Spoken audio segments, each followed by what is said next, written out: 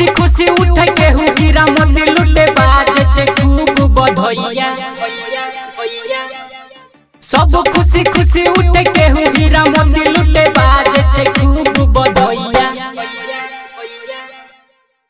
कान्हा झूला झूलई रे आई गोकुल नगरिया। कान्हा झूला झूलई रे आई गोकुल नगरिया। सब खुशी खुशी उठे केहू हीरा मोती लुटे बाजे छे खूब बधैया।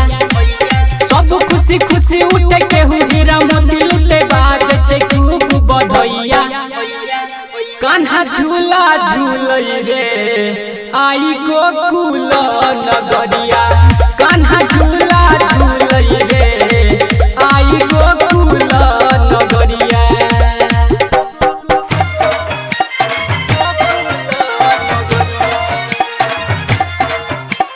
म्यूजिक बाय संजय राज।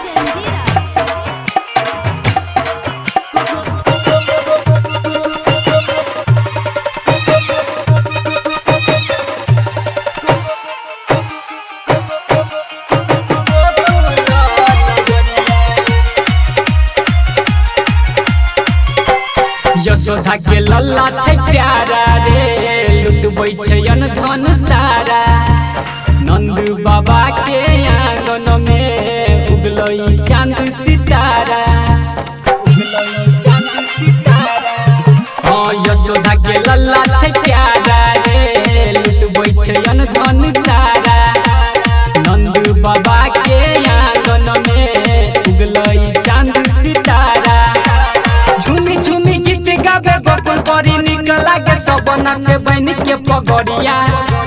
झूमी झूमी गीत गावे गोकुल परी निक लागे सब नाचे बन के पगड़िया।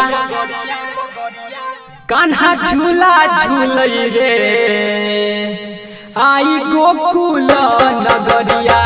कान्हा झूला झूलई रे आई गोकुल नगरिया।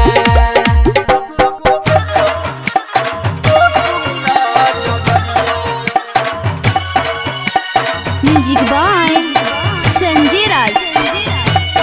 अभी आप सुन रहे हैं उटौना से मैथिली म्यूजिक की शानदार प्रस्तुति।